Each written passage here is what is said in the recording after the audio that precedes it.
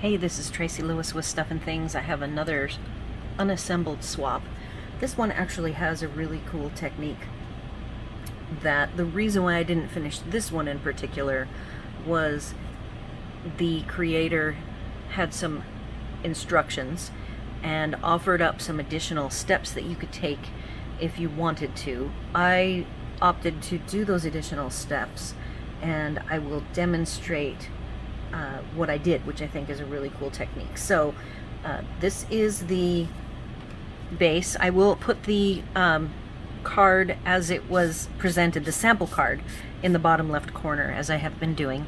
So this one was using the Gilded flakes. It was the second project, I believe, and I think I did a total of 3 using the Gilded flakes, and I really like the suggested clever use of them. So first off, this is a piece of foam that has adhesive on one side, die cut with the Hey Birthday Chick dies, Happy Birthday die, and then you apply the adhesive and you rubbed it off with either your blending brush, which I think is what I did, or you could use any other. I like to use my fingers, as you've seen me do a lot of these, and this one isn't as clean as I would like it, so I may still get in and do more, but I like the actual card. Though I have not finished the assembly, I will make it just like the sample, and I may add some gold embellishments. So the part of this that was the fun technique was on the trim that she tied a bow at the top here, and you can see in the bottom left that it is purple. She gave us the white twine, which I will make a long piece of, and she offered up coloring it in purple using the re-inker. See, she provided all of these inks. So I went ahead and did the squishing. I don't have a full-size stamp pad, but everyone provided full-size stamp pads, so you could easily make a little squishy pile of the ink on the lid, and then I took the twine and ran it around, got my fingers all messy, and then I took a napkin and kind of wiped it down. I set it aside to dry. Then I worked on the Happy Birthday. And after this dried, I then did the final step, which was to I took my seal and I ran it along. This was purple, and I ran it in random spots, getting the seal is a very sticky, textured adhesive, so it worked really well to wrap around the trim. And here is what I ended up with in the end. I stamped a couple of extras, so it kind of has this gilded, and where the gilding is adhered, see how it's sticking off. I just really like the technique. So now I'm going to tie it in a bow, and we will see how that works with the adhesive gilded. And then I'm going to make another one. I am being somewhat careful. I want to not put too much pressure on the gilding and that's attached to the adhesive, because I do want it to stay on. So my bow is a little bit loose, and that is going to be my bow that I will attach when I finish this project. I will go ahead and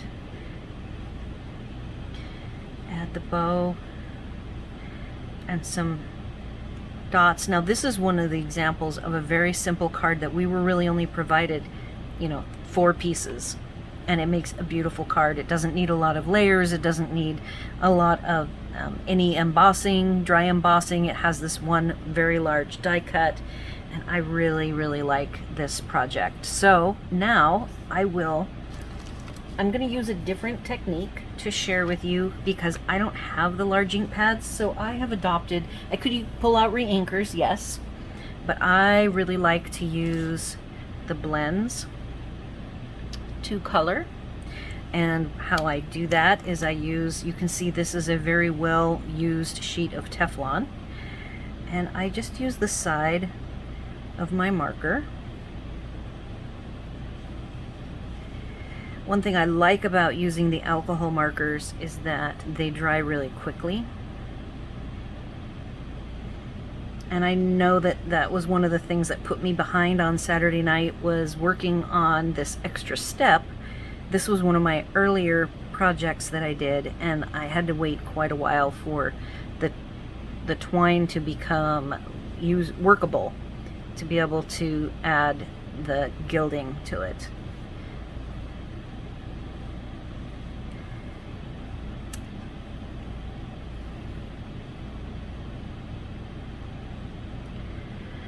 Alright, so I know with the re-inkers, one thing you do get is a variable color, not as consistent. If you use these markers, you get a more consistent color across the whole twine. So now I will show you the fun part and the messy part. So I'm going to remove this foam because I do not want it to be covered with gilding.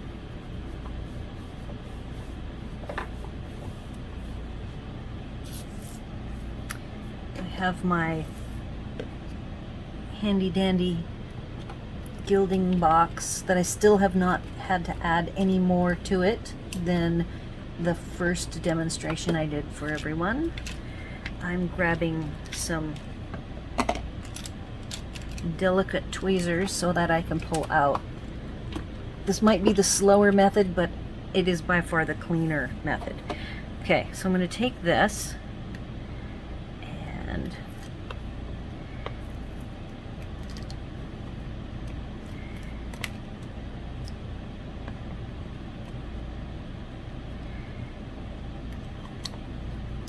alright, so as you can see, it's like really kind of sticky gooey. And I'm not sure how well other adhesives will work. You would have to experiment. I want to feel that sticky on here. Now I feel gumminess along most of this twine.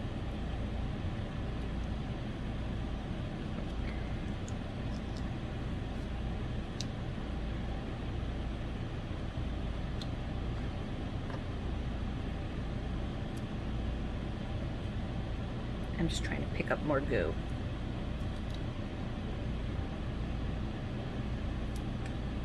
Alright, I would say that the way I'm going to do this is purposeful placement. I'm not going to just stick it in the... I'm going to actually flip it over because I know there's some gummy on the Teflon and I don't want to waste it.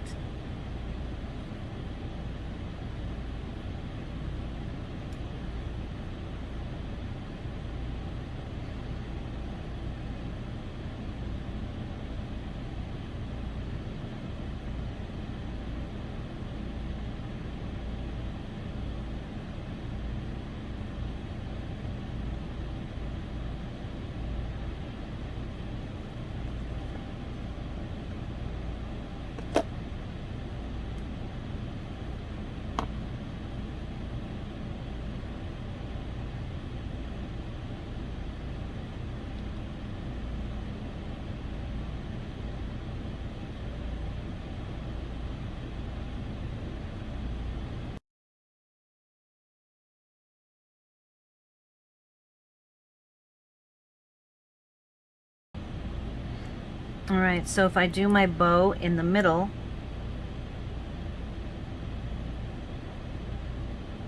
then my tails will have gold on them.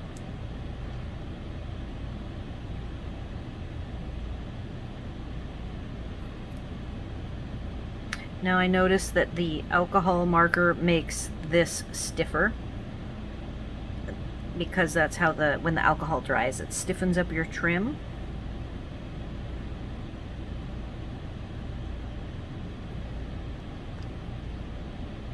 And if you wanted to add more, like let's say I want a little bit more than I'm seeing,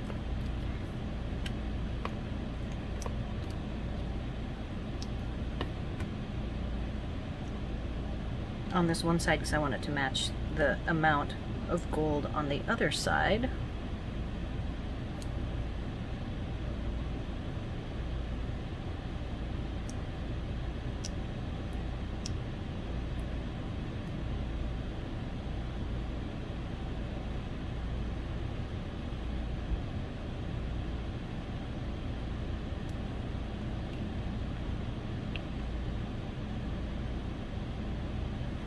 All right, so that is a fun technique. Again, depending on what kind of adhesive sticky you're going to use on this twine will determine how it's going to react. So experiment with it. And again, I used the seal, and I colored with the re-inker, so I didn't have to, I'm not with the re-inker, I colored with the blends, which meant it dried almost instantly and I didn't have to wait any extra time. So here is the completed one. This is the one, and I can already tell you it's way softer. So if you like a stiffer look and a little more control with your trim, you can use the blends. And that was my fun technique I learned on this project, which I still will spend a little time to put together, and I will take a photograph of it and have it at in the showcase with the sample card at the end. If you have any questions, comments, or suggestions, you can leave them here on the video or over on my blog. Be sure to like, share, and subscribe, and thanks for watching.